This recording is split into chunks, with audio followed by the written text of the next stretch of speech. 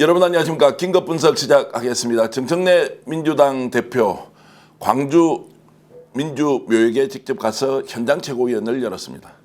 청와대가 어떤 기류가 있든 나는 끝까지 출마 강행한다. 당원들의 심판을 받겠다라고 결계에 참모서 보이고 있는데요.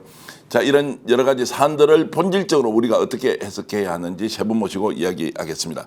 김용전 민주정책연구원 부원장 그리고 안진걸 민생경제연구소장, 김민주 민주정치연구소장 세 분 오셨습니다. 어서 오십시오. 네, 안녕하십니까. 반갑습니다. 박수 치는 분위기가 아닌가요?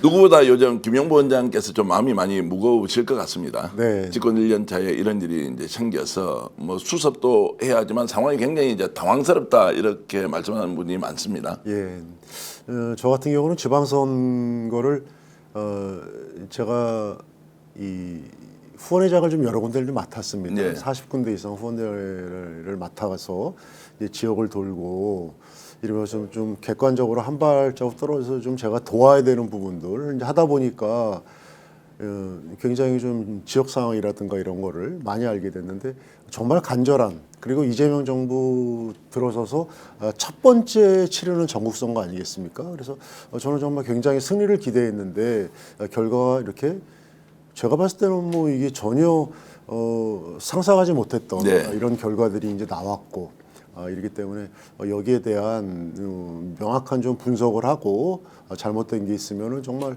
우리 국민들한테 당원 지지자들한테 사과를 하고 이래야 되는데 그 이후의 절차가 전혀 그렇지 않아 가지고 제가 지난주에 좀 목소리를 좀 세게 내고 최근에 방송에서 또 그런 이야기도 하면서 이거는 지방선거는 분명히 이거는 패배한 선거다. 그래서 여기에 대한 반성과 그리고 이제 개선이 더 필요하다 우리가 그런 얘기를 지금 하고 있습니다. 예. 자, 오늘 이제 긴급 분석을 통해서 저희들이 여러분들께 미리 말씀 좀 드리는 것은 사람이 옳다 그러다라는 문제보다는 그 사안을 우리가 어떻게 해석하고 이것이 미치는 영향이 무엇이며 앞으로 이것이 좀 더 성장하고 발전하는데 미끄럼이 되기 위해서 무엇을 해야 하느냐라는 문제에 집중해서 해드리겠습니다. 절대로 누가 더 좋은 사람, 덜 좋은 사람 이런 식의 우리가 분석은 하지 않겠다고 일단 말씀을 좀 드리겠습니다.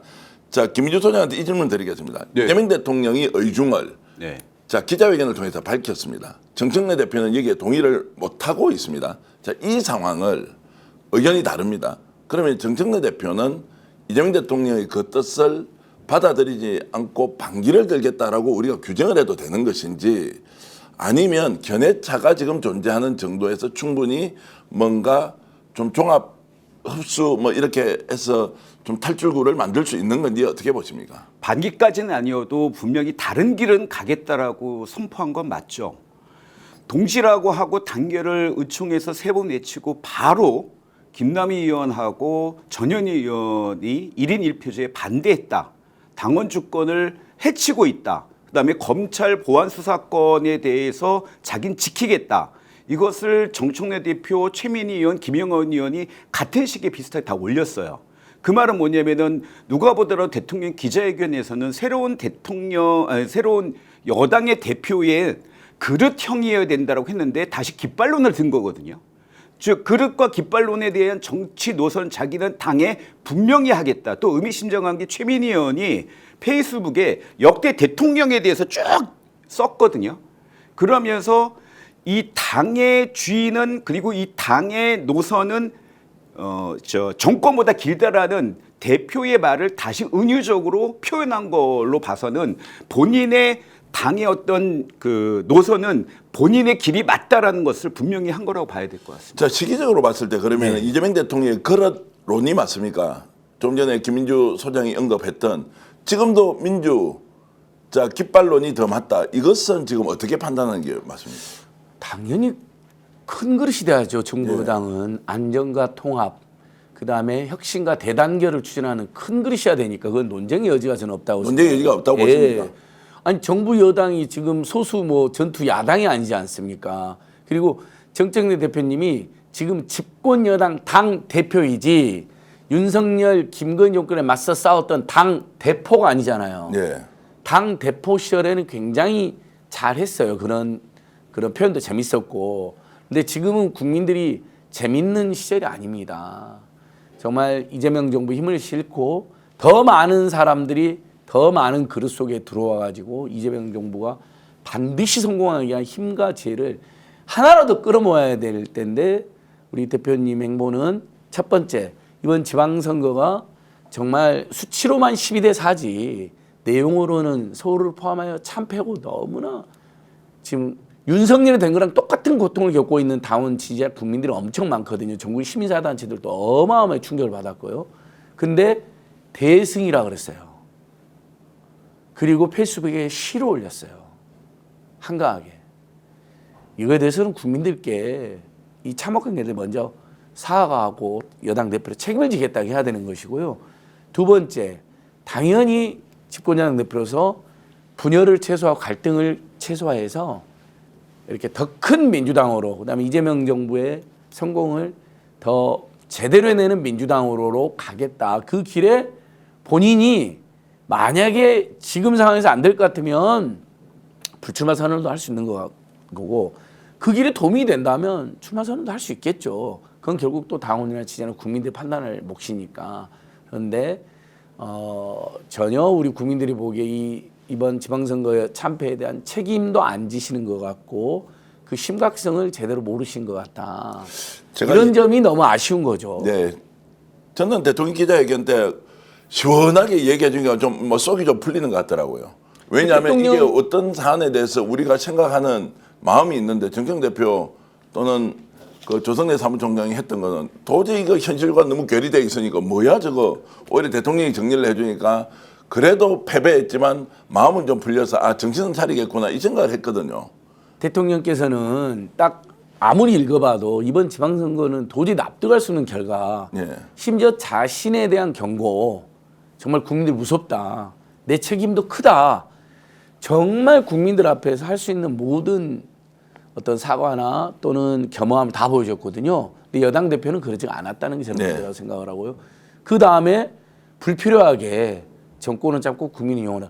그것은 윤석열, 김건희 정권 같은 오만한 정권, 국민을 포갑하는 정권한테 쓰는 표현 아닙니까? 네. 굳이 거기 쓸 필요가 없는 표현을 써서 오해를 산 다음에 사실 저는 딴지일보나 뉴스공장은 항상 응원해온 입장이지만 굳이 딴지일보에서 글을 쓰셨잖아요. 네. 의원총회를 뭐 공개할. 그게 연속성상으로 봤을 때 정책 대표님이 그동안 잘해온 것도 매우 많은데 이번 선거 결과에 대해서 책임을 정확하게 안 지고 또 불필요하게 논란을 만드는 모습을 보인 게 저는 더 큰 문제가 됐다고 생각합니다.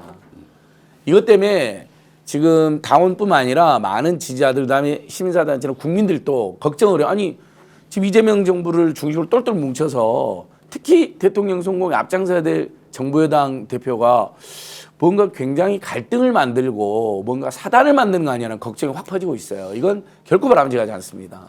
자 평가에 대한 문제입니까? 실제로 전당대회 지금 나가서 내가 연임해야 되기 때문에 나름대로 기획된 행보다 어떻게 보십니까? 진짜 평가의 견해차다. 아니면 전당대회가 그냥 목전에 있으니까 그게 유리한 고지를 점하기 위해서 하고 있는 것이다. 저는 그 견해차는 아닌 것 같아요. 예, 그죠? 이게 보통 우리가 일반 국민들 지금 안소영 말씀하신 것처럼 대통령님의 지방선거에 대한 평가에 저는 귀에 쏙 들어오는 게 딱 예. 두 구절, 두 문단이었는데 하나는 납득할 수 없는 상황이었다. 그죠? 그다음에 또 하나는 국민들이 보내준 엄중한 경고였다. 너무나 맞지 않습니까? 니네 민주당 똑바로 하라고 내란을 진압해줬고 그다음에 이재명 정부를 만들었고 그랬는데 지방선거에서 다 누구나 예측하게 해서 좋은 결과가 날 거다 생각을 했는데 이게 안 됐습니다. 선거 과정에서 또 좀 들여다보니까 결국은 중앙당의 전략 부재라든가 이런 게 이미 다 공공연한 사실을 드러났어요. 네. 그러면 그 결과에 대해 가지고 먼저 진솔하게 얘기를 하고 국민들에게 사과를 하고 그러고 나가야 되는데 지금 말씀하신 대로 이런 지금 지방선거 끝나고 벌써 이제 그 열흘이 지나고 있는데 여전히 지금 우리가 이렇게 논제성이 있다는 거는 저는 이거는 무슨 뭐 이 견해차 뭐 이거를 떠나가지고 가장 우리 민주당 집권 여당 아니겠습니까? 집권 여당은 그야말로 모든 무한 책임을 지는 겁니다. 그것도 이재명 정부 들어서 첫 번째 치른 선거에서는 그러면 출발점을 거기서 놓고 시작해야 되는데 저는 그래서 그게 먼저 좀 빨리 좀 규명이 됐으면 좋겠어요. 이렇게 뭐 우리가 무슨 이게 반기를 드는 거냐 아니면은 뭐 이게 입장의 차이고 그다음에 보는 시각의 차이다. 예.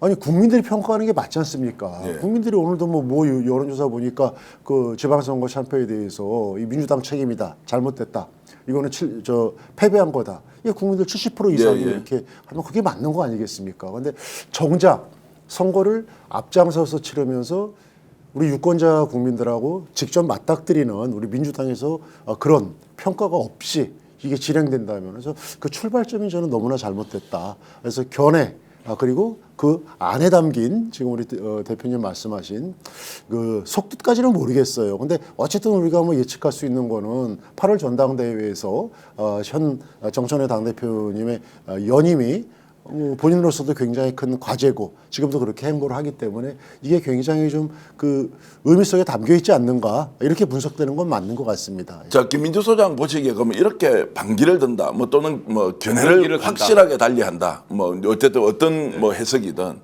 그러면 연임에 도움이 됩니까? 제가 봐서는 연임에 도움이 안 될 것 같은데 이걸 오히려 더 강화시켜 나가고 있단 말이에요. 이거 어떻게 해석해야 됩니까? 그러니까 연임에 도움이 일단 됩니까? 원래 대통령께서 기자회견 하기 전까지 그리고 6.3 지방선거가 승리했다라고 선포했고 그 분위기를 이끌고 가면 연임이 굉장히 유력했죠. 근데 대통령의 기자회견에 정청래 대표가 당황한 거잖아요. 하고 이렇게까지 구체적으로 패배를 규정시키고 거기에 대한 패배의 책임도 본인한테 오고 있잖아요. 그럼 여기서 본인이 대승적으로 당의 대표답게 사퇴하고 불출마 선언하는 게 맞죠. 근데 그렇게 안 하기로 결정을 했잖아요. 연이어서 전북과 딴지일보와 오늘 광주까지 방문을 한 거 아닙니까? 네. 그리고 페이스북에 연이어서 1인 1표 당원 주권 민주당을 지키겠다. 정권은 짧다. 그리고 오늘 또 보안수사권은 뭐 없다. 보안수사권도 자기가 지키겠다. 이거는 벌써부터 전당대회에 뛰어든 거예요. 그럼 1인 1표제를 반대하고 검찰 보안수사권을 이걸 엉망으로 만드는 주체가 누구냐? 누가 보더라도 김민석 총리 아닙니까? 그럼 김민석 총리에 대해서 강력한 당대표 경쟁상인 김민석 총리를 바로 공격하는 것. 즉 대통령과는 계속 머리를 숙이는 것처럼 보이지만 대통령과 오늘 최민희 의원도 그 말을 하더라고요. 대통령하고 청와대를 왜 전당대회에 끌어들이냐. 이거야말로 대통령과 대통령을 모욕하는 행위다. 즉 청와대나 대통령을 멀리하고 당대표 후보인 김민석 총리에 비해서 우위를 자기가 점한다는 것들을 계속 공격하고 네거티브성 지금 전당대회에 이미 뛰어들었다고 좀 봐야 될 것 같아요.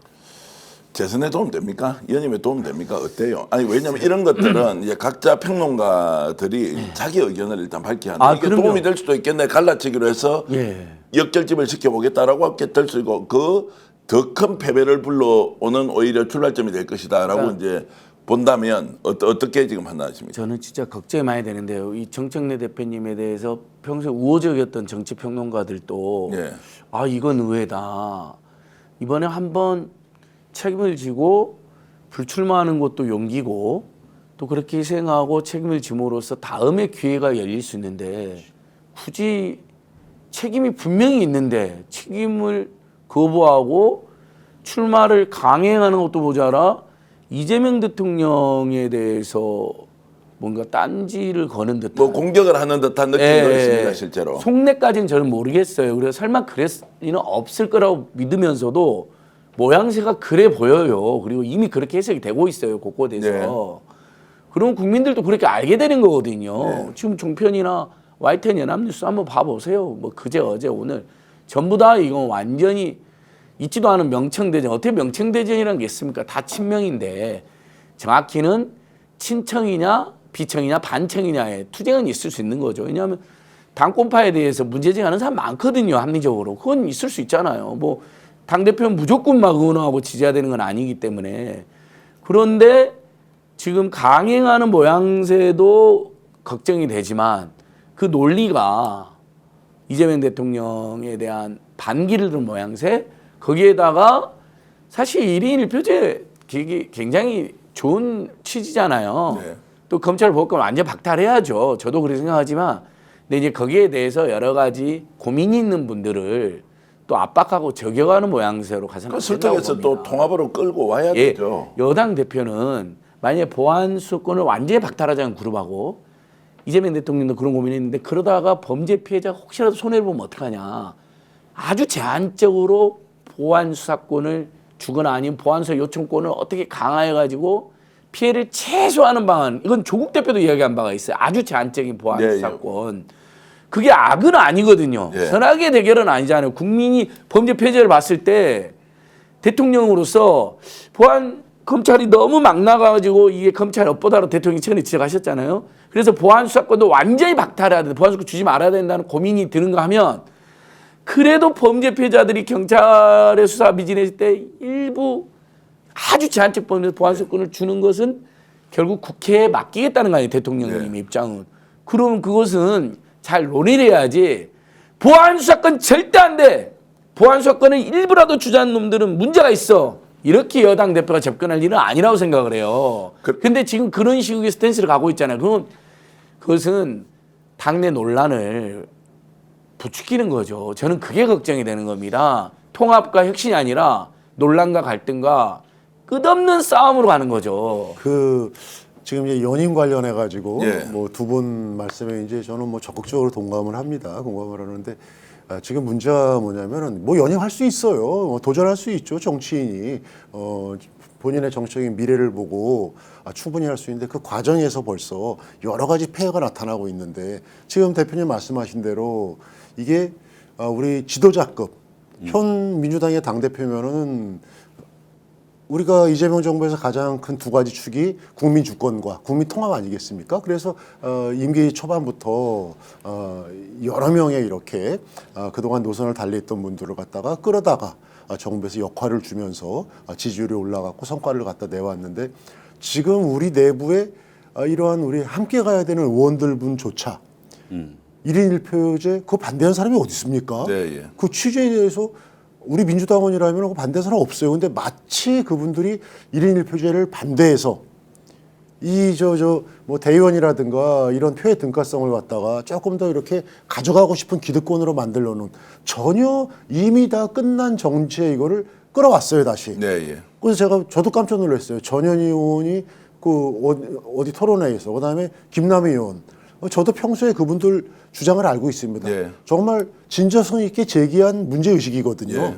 청년들이 떠나니까 청년들에 대해서 표의 등가성을 좀 따져보자. 너무나 지극히 정상적인 거 아니겠습니까? 예. 우리가 이번 지방선거의 패배를 갖다가 청년들이 등 돌렸다. 매번 그렇게 선거 패인을 분석하면서 정작 거기에 대한 해법으로 내놓는 거는 1인 1표제, 정치적인 레토릭으로 만들어가지고 이거를 훼손하는 거는 저는 정말 대단한 우리 민주당의 문제점을 지금 스스로 노출시키고 있다. 그렇기 때문에 이러한, 저는 뭐 연임 이런 걸 떠나가지고 민주당을 더 이상 갈라치게 하면 안 된다. 이게 너무 심각한 문제라고 생각됩니다, 지금. 자, 충분히 공감하고 이걸로 제가 문제 제기를 최초로 하는 것일 수도 있는데 실제로 이게 이제 후보가 되는 김인석 총리하고의 경쟁이 아니라 갑자기 정청래 대표가 이재명 대통령과 경쟁을 하겠다는 이 구도가 매우 계산되고 치밀한 그 일종의 그 과정으로 하나하나의 메시지가 나오는 것 같아요. 그 당원들은 당원 주권주의 훼손하려는 세력이다. 또 다른 한쪽은 야 봐 배후에 청와대 이재명 대통령이 있으니까 김민석은 허수아비야.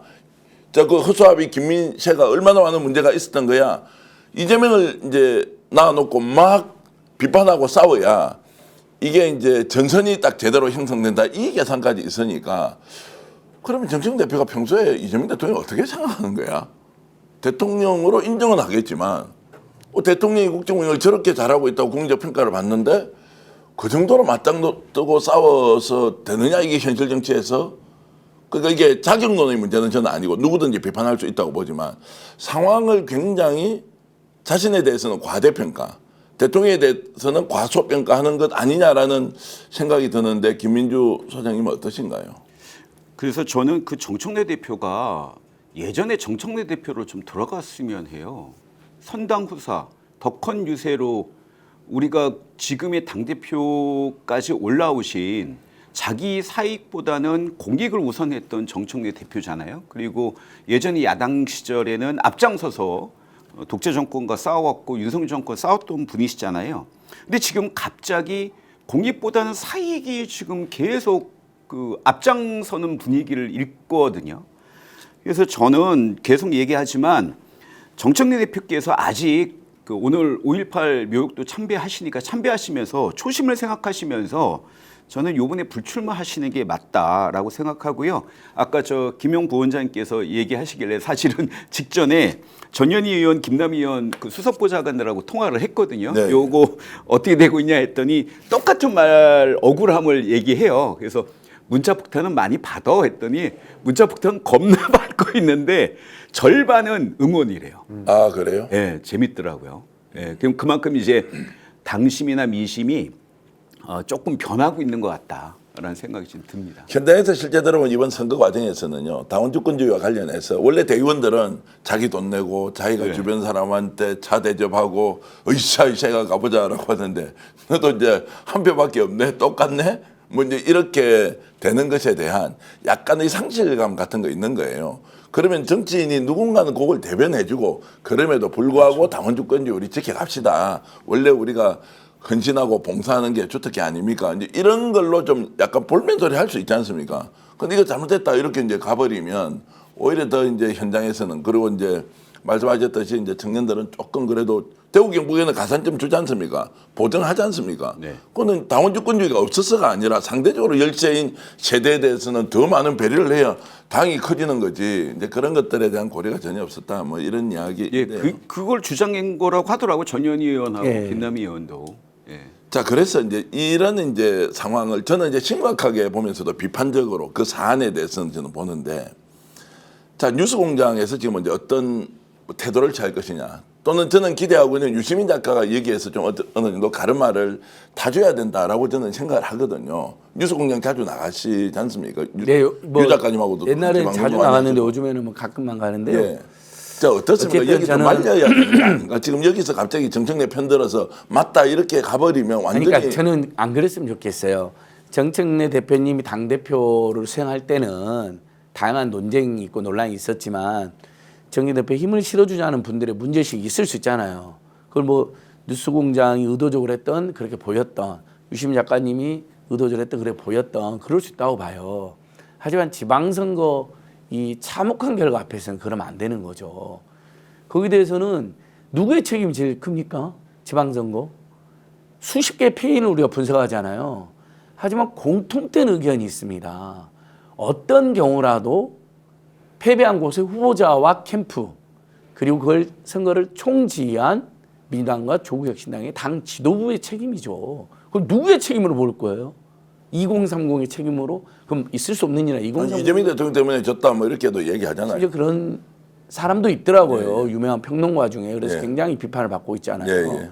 그게 어떻게 패인이 됩니까? 예, 저는 예. 전면적으로 반박하고 싶은데 당 지도부가 책임지는 겁니다. 전체적으로 서울 선거, 북구갑 선거, 특히 평택을 선거 할 말이 없죠. 저희는 이렇게 피켓 들고 전국을 막 다녔죠. 이경 배우님, 뭐 박동희 평론가님 정말 피눈물 나게 일하는 사람도 엄청 많습니다.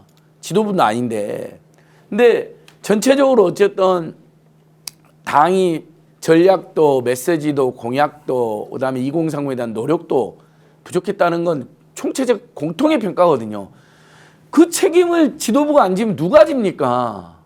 이미 패배한 후보가 집니까? 후보는 패배로 책임을 졌잖아요. 그리고 반성하고 있고 피눈물 지금 정원 후보 어디선가 피눈물 흘리고 했죠. 김병우 후보님하고 통화했는데 피눈물 흘리고 있더라고요. 네, 예.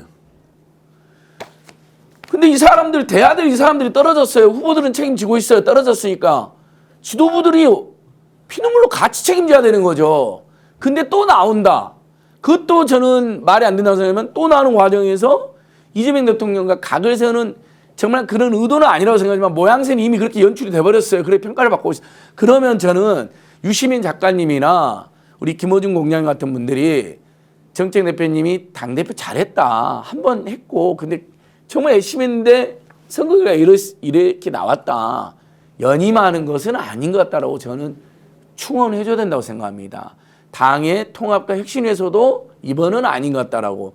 지금 큰 싸움이 나게 생겼거든요. 그건 정책 대표가 연임하 나온 것만의 책임은 아니지만 그럼 지혜롭게 지금은 대혁신과 대단결의 시간이다라고 이렇게 말려주고 충원을 주셔야 된다고 생각하는데 만약에 또 최영도 대표님이 지금 이런 행보에 못한 게 잘못한 게 뭐 있는데 이번 선거도 12대 4야 나가 우리가 도와줄게 이러면 정말 큰일 난다고 생각합니다. 자, 그래서 이제 내홍이다, 갈등이다. 장성철 소장은 저한테 이런 이야기 하더라고요.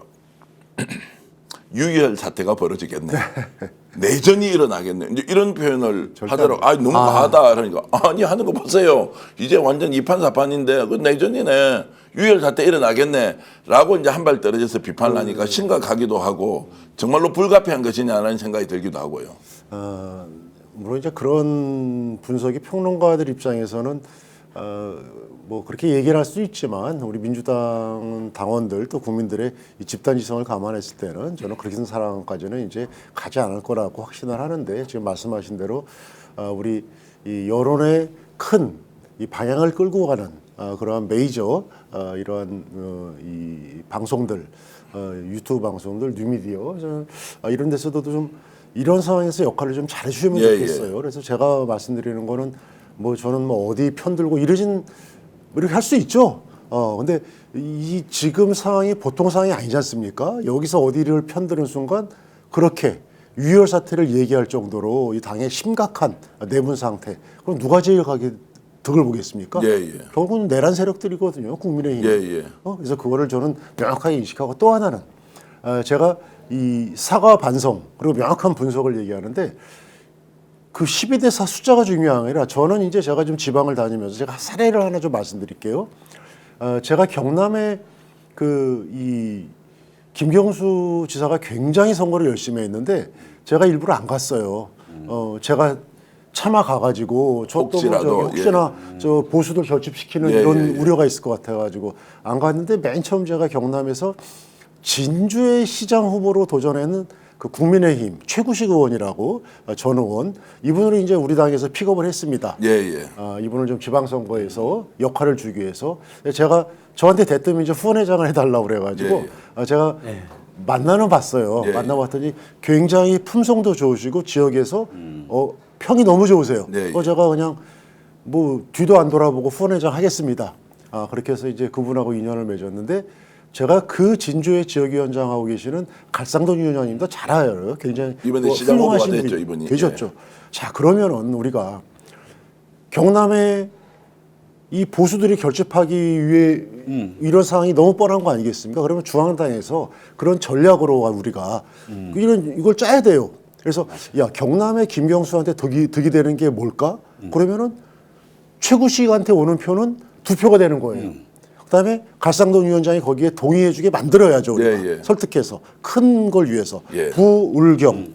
자, 부울경이 왜 중요합니까? 우리 저 이재명 정부가 지방분권, 그다음에 균형 발전의 핵심으로 대한민국 발전에 부울경에서 북극 항로, 그다음에 해수부 이전, 그 여러 가지 하면서 여기를 갖다가 완벽하게 대한민국의 그 거의 이 수도권 이거를 이전하는 그러한 그랜드 플랜을 갖고 열심히 하면은 그 단체장을 가져와야죠. 근데 그런 전략이 전혀 없이 경선을 시킨 거예요. 그러니까 그 지역에 있는 사람이 저한테 막 울분에 차가지고 전화하는 거예요. 도대체 뭐하러 데리고 왔냐 이 양반을. 제가 할 말이 없었습니까? 제가 뭐 지도부도 아니고 제가 뭐 그냥 배기 좋은 거나 개인 입장에서 그거야 뭐 그 나름대로 우리가 모르는 사연이 있지 않겠냐 이러고 말았는데 가령 예를 들어서 그런 사안들 그리고 또 하나 저 성남의 이재명 대통령의 정치적 고향입니다. 솔직히 팔점표를 줬어요. 저는 거기서 분당갑의 이광재 저 위원장이 뭐 하남으로 갈 수 있어요. 그러면 거기에 대한 선무 작업을 해줘야죠. 저기 성남의 절반이 분당에서 한 곳 빼고 다 줬어요.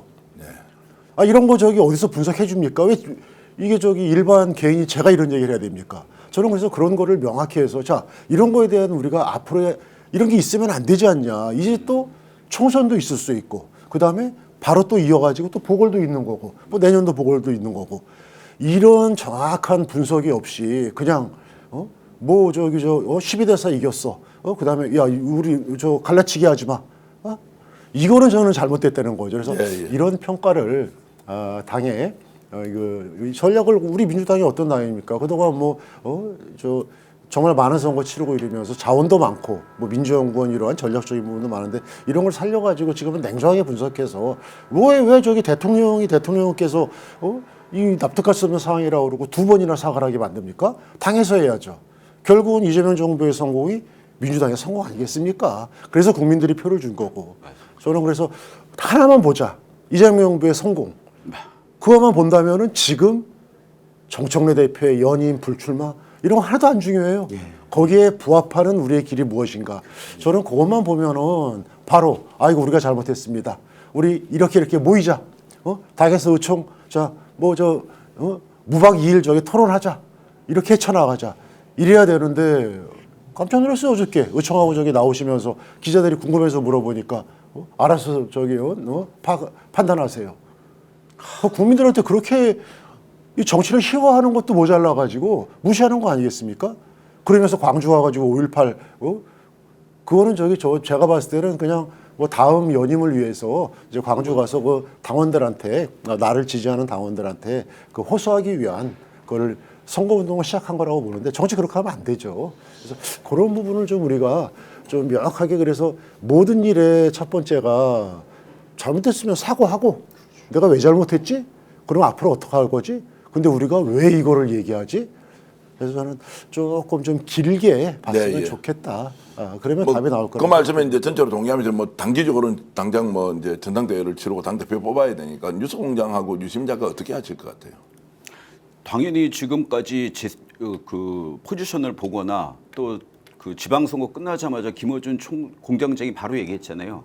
자기 말을 안 들어서 합당 안에서 합당 반대하는 분열 세력 때문에 이번 지방선거 졌다라고 분명히 규정을 내렸어요. 그래서 당연히 그 좀 정청래 대표의 연임을 지지하는 걸로 할 텐데 저는 이번에는 정청래, 김민석, 송영길의 대결이 아니라 저는 당의 노선 다음에 총선과 정권 연장, 대통령이 오죽 답답했으면은 이코노미스트에다가 얘기를 자기 위험하다고까지 지금 경고를 자기 입으로 얘기하셨잖아요. 그러면 이거 당이 요번에 저는 아름다운 경선 안 해도 돼요. 세게 붙어서 앞으로 20년, 30년 당이 어떤 방향을 노선을 갖고 해야 될지 깃발론이 중요한지 그런론이 중요한지 명확하게 요번에 규정을 내리고 거기에 맞게 새로운 지도부가 들어와야 된다라고 저는 좀 생각을 하고요.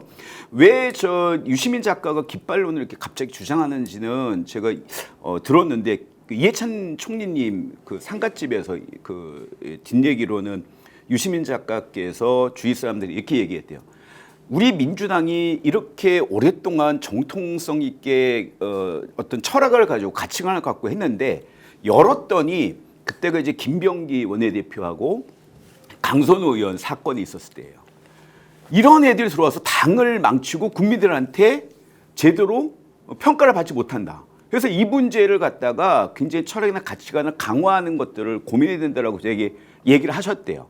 그 이후에 이렇게 ABC론도 나오고 깃발론을 계속 주장하시는 것도 이해는 돼요. 그러나 그 부작용보다 더 크게 정권 창출을 위해서는 인정할 거 인정하자고 이번에 나왔잖아요. 진보만 가지고는 정권 재창출하기 어려울 것 같아요.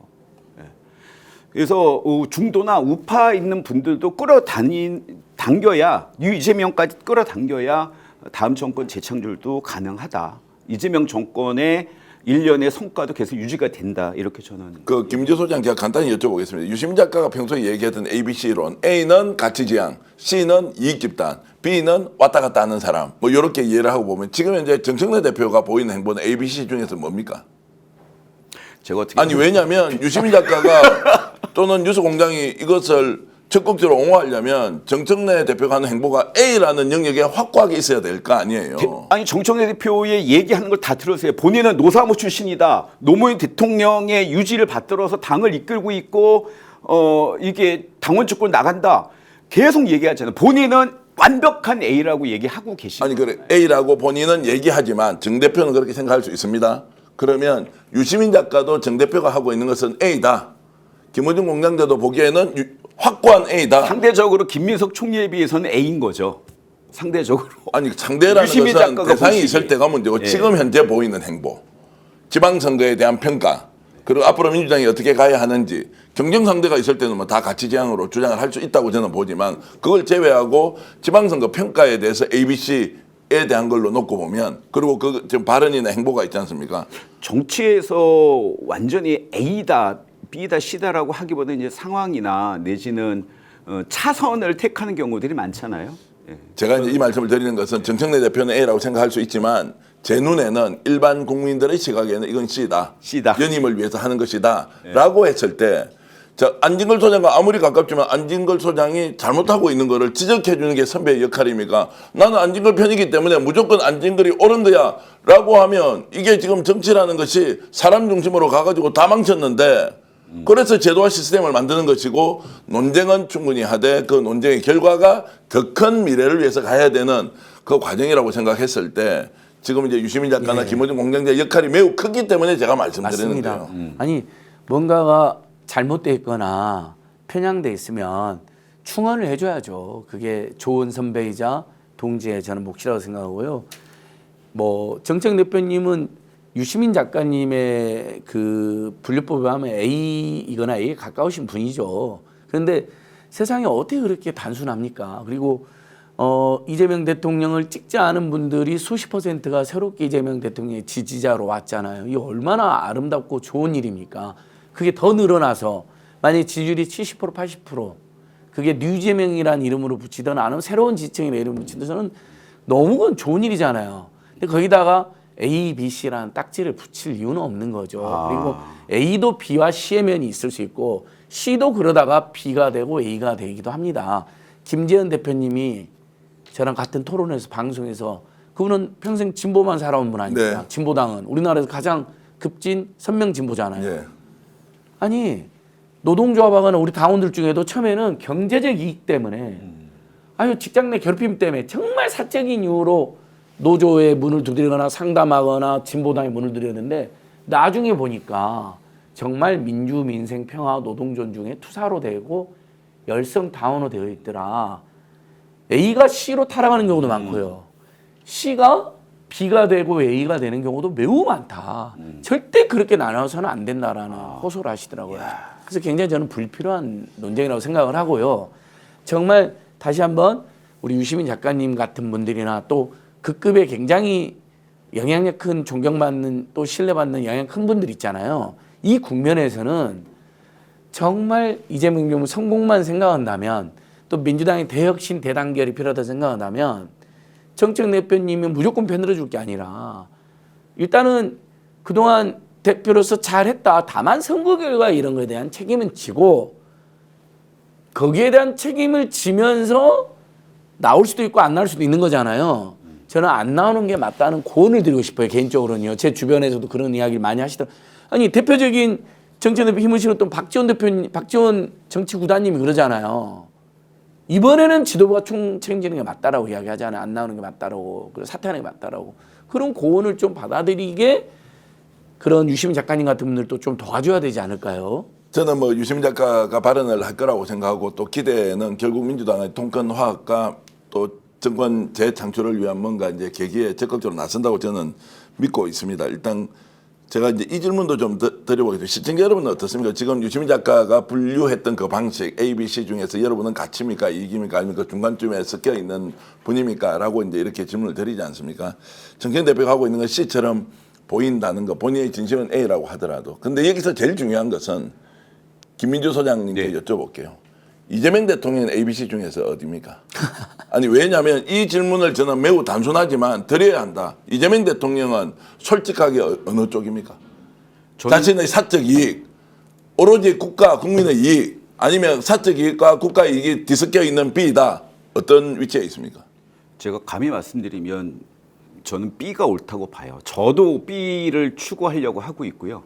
그러니까 공익각 사익이 조율이 돼야 된다고 생각하는데요.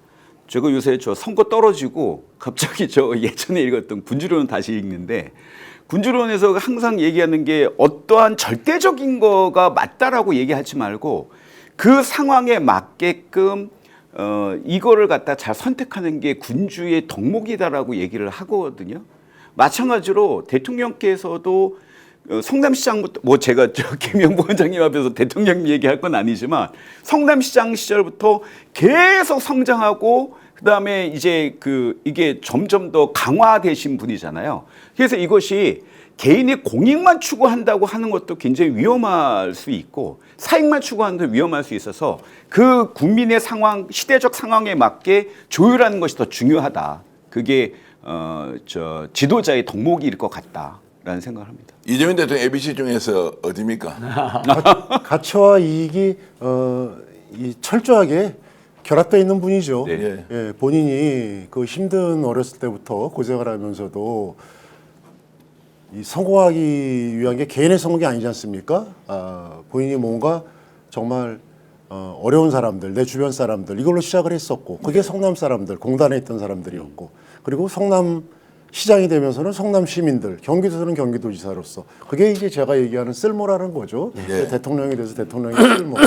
그게 가치만 갖고 될 수 있을까요? 예. 그리고 그 가치라는 게 이익도 포함되는 거 아니겠습니까? 예, 예. 국민들의 이익. 예. 그러니까 내가 어려운 거를 겪는 사람들이 내 주변에 있으면 그 사람들이 아프면 나의 아픔 아니겠습니까? 그게 저는 정치인들의 가장 큰 덕목이라고 생각됩니다.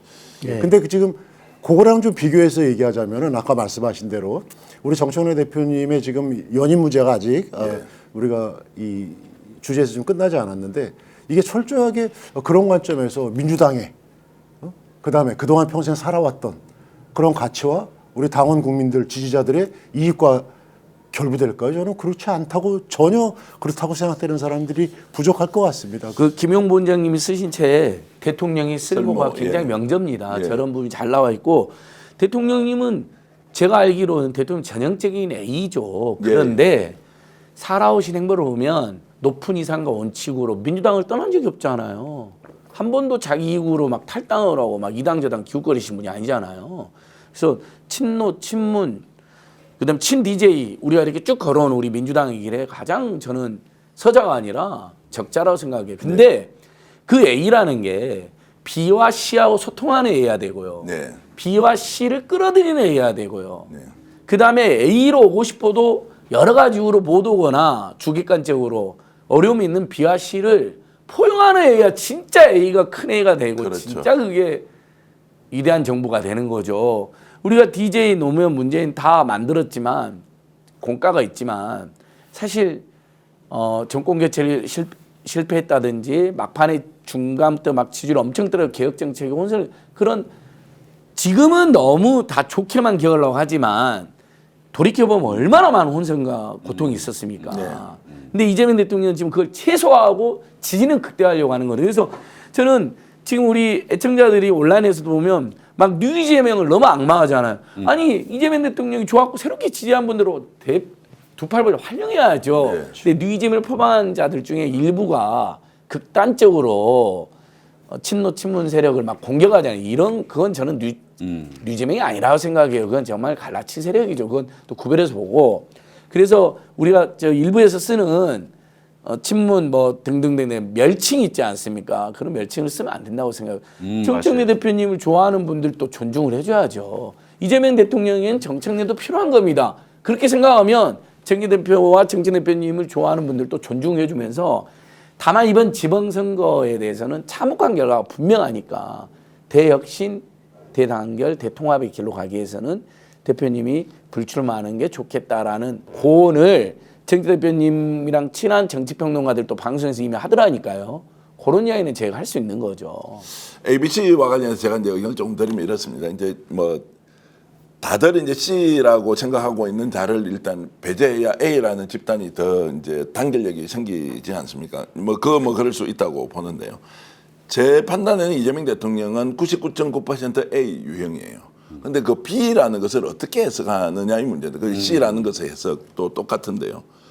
자, 어떤 권한을 가지고 자리를 앉았다. 당대표다. 경기도지사다. 성남시장이다. 그리고 대통령이다. 이거를 사익으로 볼 수 있느냐. 이것은 공적인 위치에 불과하다라고 볼 거냐.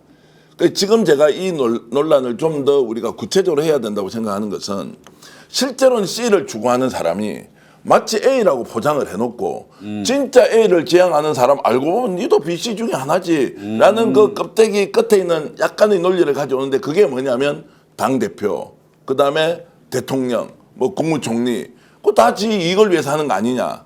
그렇게 봐버리면 ABC의 구분 자체가 의미가 없다. 우리가 ABC를 구분하는 것은 진짜 내가 돈도 많이 벌어먹고 권한을 남용하고 국민들 앞에서 군림을 하고 그 윤석열 같은 자가 되어가지고 이제 하는 거 있지 않습니까? 그것이야말로 사적 이익이죠. 돈도 슈킹하고 다른 놈한테 이권 사업 개입하고 이런 것이 아닌 자리를 가지고 있는 그것을 예를 들어서 이익이다라고 봐버리는 순간 이것은 C를 추구하는 사람한테 다 당하는 거예요. 그러니까 지금 말씀하신 그 부분 너무 이제 중요하게 이제 와닿는 게 그래서 늘 이제 이재명 대통령이 옛날부터 말씀을 보면 우리가 보면은 이게 권력이 아니라 나한테 필요한 건 권한이다. 예. 그리고 나는 이게 도구다. 국민의 이 복리 증진을 위해서 네. 내가 뛰어야 되는 그런 나는 도구다. 그래서 지금 그 ABC에서 이 론은 이 정치인의 도구론과 연계해 보면은 이게 어떤 게 맞는 건가 이게 보이고 그래서 저는 지금 우리 민주당에 가야 될 길, 민주당은 도구가 돼야 되거든요. 우리 민주당이 그 주체가 돼가지고 이건 내 거야, 내 권력이야. 이거 아니지 않습니까? 우리가 왜 민주당 안에서 이렇게 피곤한 정치를 해야 되는가? 정치는 수모를 견디는 게 정치라고 그러더라고요. 맞지 않습니까? 네. 예, 저도 뭐 요즘에 제가 방송 나가서 얘기하면은 특히 저기 신문 기사 레거시 미디어에 나오면 뭐 댓글이 한 거의 80%가 저 범죄자는 막 이렇게 나오는데 이거 견디고 있습니다. 그래서 저는 이번 우리 이 민주당 이 사태가 더 악화되지 말고 우리 안 소장님이시나 우리 저 김민주 보좌관님이 말씀하신 지금의 현상을 좀 명확히 해서 우리가 민주당은 도구다. 우리는 이거를 갖다가 쟁취하기 위한 지금 뭐 새로운 지도부, 나 아니면 대표, 그런 걸 좀 내려놔서 제가 늘상 말씀드리는 게 좀 국민 시각에서 보자. 늘 다 여의도 문법이다. 여의도 문법에서 보면 이 사람이 안 되면 안 돼요. 나 죽을 것 같아. 나 공천 안 될 것 같아. 근데 한 발만 떨어져서 국민들 시각에서 보면 하나도 안 중요합니다. 그래서 저는 혁신 민주당을 좀 우리가 주장해야 되고 새로운 그다음에 또 연임될 수도 있고 우리 민주당의 과제는 지방선거 정말 실상을 왜 졌는가를 우리가 파악하고 우리가 준비 안 하니까 이렇게 지내. 저는 가장 뼈 아픈 게 우리 민주당 정부에서 그동안 쌓아왔던 게 지방정부 아닙니까? 지방규정발전. 네, 예.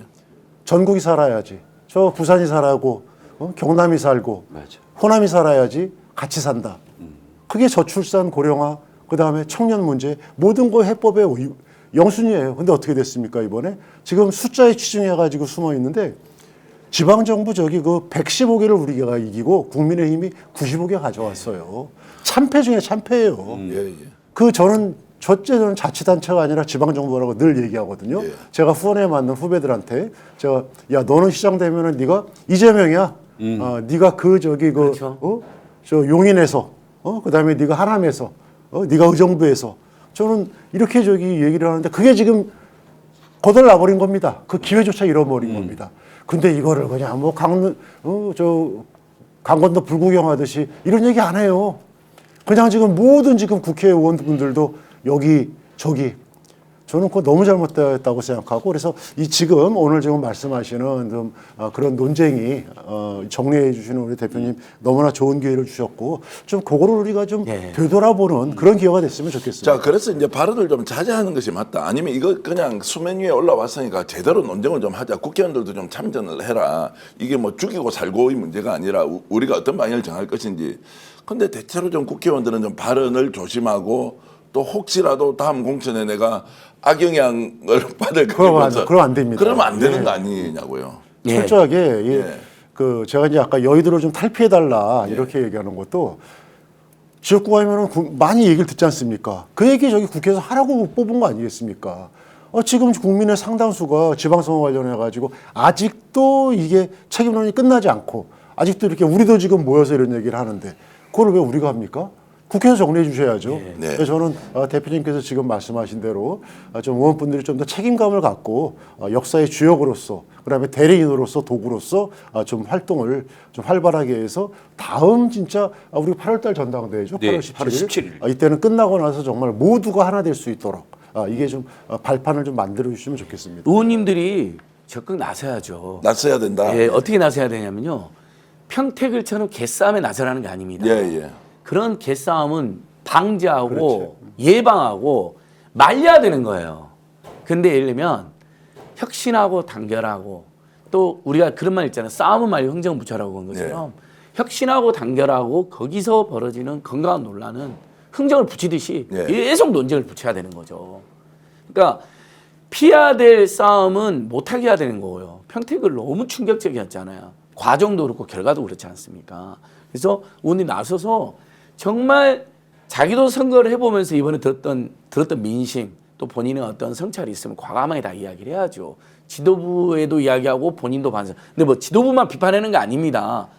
각자의 비판의 몫이 있을 겁니다. 성찰의 몫이 있을 것이고요. 예를 들면 서울적 의원님들 솔직히 할 말 없잖아요. 정원호 당선인에서 올인했을까요? 올인 안 했거든요. 제가 보기에는요. 제대로 된 정책 공약도 제대로 안 나오고. 그다음에 당연히 이긴다고 생각하고 저도 그랬지만 저도 반성하고 성찰해요. 저도 정원호 당연히 이긴다고 다른 험지 도와주러 많이 다녔거든요. 저도. 이게 너무 스스로 반성이 되고 성찰이 되더라고요. 아, 그 시간에 2030들 서민들 중산층 위한 제대로 된 정책이나 공약 하나 캠페인 제시해가지고 관철시켜서 그걸로 10,000표 그렇게 해서 한 공약이 10,000표씩 10개만 있었으면 10만 표로 이기는 거 아닙니까? 6만 표를 졌으니까 4만 표 이기는 거 아니에요. 그런 후회가 엄청 밀려오더라고요. 이런 자기 반성 성찰 그리고 당 지도부가 책임자들 부분에 대해서 이야기하고 그런데 그는 민주당은 어디로 가다 이재명 정부를 위해서 무엇을 해야 되냐? 이 정부하고 이 민주당은 친디제, 친노, 친문, 친명이 이렇게 다 같이 지금 혼재하고 있고 그렇게 해서 친명으로 이렇게 뭉쳐 있는 거거든요. 하면 불필요한 싸움은 이제 그만하자는 용기 있는 지적도 해야 되는 거죠. 막 사방팔방에서 지금도 온라인에서 유튜브끼리 또 인플루언서들끼리 엄청나게 싸잖아요. 막 싸우면 이제 막 서로 물어뜯는 것도 모자라서 몰아내려고 그래요. 민주당 이재명 정부 대열에서 그렇게 해서 한 30% 40% 몰아내면 이재명 정부가 잘 되겠습니까? 지지 기반의 30%가 날아가 버리는데 친문 쳐내고 친노 쳐내고 친디제 쳐내고 친명 일부 마음에 안 든다가 이재명으로 바로 쳐내면 어떻게 될까요? 망하는 거지 뭐. 이재명 정부 망하는 거죠. 친디제이, 친노, 친문, 이재명 중에서도 이상한 사람 일부 빼고는 대부분 그다음에 우리 핵심인 친명 거기다가 시민사회 세력, 비책명에 참여했던 세력 2030들 중에도 이재명 정부를 여전히 기대하고 있는 세력 근데 실망했지만 좋은 정책을 기다리고 있는 세력 모두 모아서 가야 겨우 성공하는 겁니다. 안희걸 소장 같은 분이 당 대표 되면 제일 잘할 것 같아요. 추천합니다. 아니 내가 거리의 대통령이라고 늘 지가 전혀 뭐 이렇게 전혀 자격은 안 되고요. 어쨌든 저런 마음이 국회의원들한테 잘 좀 알려지면 좋겠고요. 이 질문 좀 뭐 마지막으로 드리겠습니다. 이재명 대통령 위기는 위기로 정확하게 인식해야 한다. 그러나 그 위기를 어떻게 다루느냐에 따라서 기회로 전환할 수 있는 것도 동시에 이제 있다라고 하지 않습니까? 그럼 이재명 대통령의 위치에서 또는 민주당의 당원의 위치에서 현 상황을 어떻게 지혜롭게 극복하면서 더 큰 민주당으로 가고 국민들에게 신뢰받고 정권 재창출이 자연스럽게 이루어지는 이 위기를 어떻게 해결해 나갈까라는 부분에 대해서 김민주 소장부터 답변을 좀 해 주십시오. 촌철살인 답변을 기대하겠습니다. 지금 인격 공격으로 네거티브 전당대회 대신에 누가 이재명 정부의 성공을 위해서 그리고 제대로 정권 재창출을 위해서 내가 왜 당대표여야 되는지를 명확하게 설명을 해줬으면 좋겠어요. 그러니까 지금은 서로가 뭐 문조 털레윤이 뭐 김민세니 배신자니 검찰개혁에 반대니 뭐 이렇게 네거티브성 공격밖에는 지금 안 나오고 있거든요. 네. 근데 마찬가지로 저 정원호 그 서울시장 때도 비슷하게 했다가 내가 왜 서울시장이 돼야 되는지에 대한 설명이 부족해서 결국 전 졌다고 보는데 마찬가지로 이번에 당의 격렬하게 논쟁은 필요하다. 누가 차기 전당대회에서 차기 지도부로서 이재명 정부 성공을 위해서 일할 수 있는 지도부인가? 이건 명확하게 분명하게 확실하게 경쟁해야 된다 이렇게 봅니다. 미래 논쟁 필요하다고 말씀하셨고 원장님은 예, 같은 생각입니다. 그다음에 저는 무엇보다도 각자의 역할이 중요하죠. 지금 정치권에서는 특히 우리 민주당의 의원분들과 그다음에 이 주변에 함께하는 분들 이게 철저하게 편가르기가 아니라 진짜 이재명 정부의 성공만을 놓고 지금 굉장히 위기 상황입니다. 지금 이제 지지율이 역전까지 됐습니다. 이거를 원래로 지금 되돌리고 또 더 나가야 되지 않습니까? 그러려면 2배의 노력이 필요하기 때문에 저는 철저하게 각자의 자리에서 자신들이 해야 될 일에 충실하면은 다시 우리가 2달, 3달 전에 국민한테 환호받던 지지율로 되돌아갈 수 있을 거라고 생각합니다. 안지걸 소장님. 예. 대통령 지지율이 지방선거 직전에 65% 안팎이었는데 기초단체장 선거를 보면 아까 김영보 의원님 잘 지적하셨는데 거의 115도에 95쯤 되거든요. 이건 참패입니다. 비둥비둥하게 된 거예요, 사실상. 물론 더 많이 되긴 했지만. 그러니까 특히 호남에서 더 많이 됐기 때문에 이제 그런 결과도 일부 나왔겠지만 그러면 진짜 저는 반성해야 될 것 같아요. 아니 어떻게 소홀을 칩니까? 저는 아직도 피눈물이 납니다. 잠이 안 와요. 성남을 어떻게 집니까? 성남. 응? 정원호, 김병우 아주 훌륭한 후보들이잖아요. 하정우 물론 이제 개개인의 문제점을 지적하는 의견도 있지만 제가 보기에는 인물론 어쨌든 선거 전략에서 미숙했고 뭐 이런 거 다 캠프의 잘못을 다 인정하다 하더라도 정말 훌륭한 후보들이 나갔는데 지지율 65%인데 졌거든요. 그럼 후보만의 잘못은 아니죠. 우리 당이 그다음에 우리 민주 진보 세력이 그다음에 선거 기간에 지도부가 어떠한 패착이 있었는지 어떤 게 부족했는지 정말 자만적 2박 3일 정말 석고되지 않은 자세로 사죄하고 반성하고 성찰해도 모자라거든요. 거기서 시작을 해야 된다. 지금 10일도 안 지났잖아요. 지금이라도 그렇게 해야 된다. 안 했으면 지금이라도 해야 되는 거고 그걸 대통령이 저는 먼저 하셨다고 보거든요. 저 멀리 이억 말리 나가 외국 땅에서 일하러 가셔서도 지지율 떨어진 거 보고 통안에 반성의 글을 올리셨잖아요. 그동안 어느 대통령이 그런 일을 했습니까? 어느 당대표가 그렇게 했습니까? 심상치 않다고 느낀 거거든요. 이 상황이. 같이 반성하고 성찰해줘야죠. 그다음에 저는 박지원 그 정치 구단님처럼 정청 대표님의 애정을 가지고 있는 분들도 이번엔 책임지는 게 좋겠다, 안 나오면 좋겠다, 사퇴하는 게 좋겠다는 의견을 저도 똑같이 다시 한번 드리면서 그래도 나오실 수 있잖아요. 뭐 여러 그룹이 고민해서 그래도 한 번 더 심판을 받겠다 비전을 나오면 김민주 소장님 말씀처럼 정말 아름다운 경쟁해야 됩니다. 이런 멸칭들 있잖아요. 서로 안 쓰기 캠페인도 주도해 주시고요. 멸칭 추방부터 대통령님도 여러 번 이야기했어요. 예전부터요. 그거 함부로 쓰지 말아라고 멸칭. 네. 심지어 자기한테까지 그렇게 멸칭을 쓰는 사람들이 있더라 하면서 멸칭이라는 건 이미 토론이 불가능해지고 선멸 축출의 존재로 하는 거 아니에요. 그럼 다시 한 번 말하면 그 사람들이 그러면서 이재명 정부 성공을 위해서 멸칭을 쓰거든요. 그런데 그렇게 멸칭을 쌓고 이재명 정부를 떠받치고 있는 A그룹, B그룹, C그룹, D그룹, E그룹 여러 연합군인데 A그룹, B그룹 몇 그룹을 쫓아내면 이재명 정부가 더 위험해지고요. 예. 그다음에 중도층이나 중간층이나 합리적 보수층에 이재명 정부 잘하니까 이렇게 들어왔다가 아이고 지들끼리 개싸움하는 거 보고 떨어 나가 버리거든요. 맞아요. 제발 지금부터라도 서로 정말 존중하고 멸칭 쓰지 않고 그다음에 비전과 오로지 특히 민생 경제 어떻게 살 것이냐 2030 어떻게 다시 지받 이런 걸로만 논쟁한다면 민주당 다시 살아납니다. 이재명 정부 지지율 70% 갑니다. 여러분은 이재명 대통령 왜 좋아하십니까? 왜 믿습니까? 왜 박수를 보내고 있습니까? 사람 이재명 그 자체가 좋아서 그렇습니까? 아니면 이재명 대통령이 대통령으로서 정치인으로서 그리고 정말로 국민들을 어떻게 이끌어가고 있는지 국정운영 그리고 그분이 평소에 밝히는 소신, 철학, 가치에 대해서 동의하기 때문에 그것이 마지막에는 사람으로 이렇게 모이는 거 아닙니까? 사람 그 자체로 좋아하는 것이 아니라 그 사람이 하고 있는 일에 대해서 평가하는 것이죠.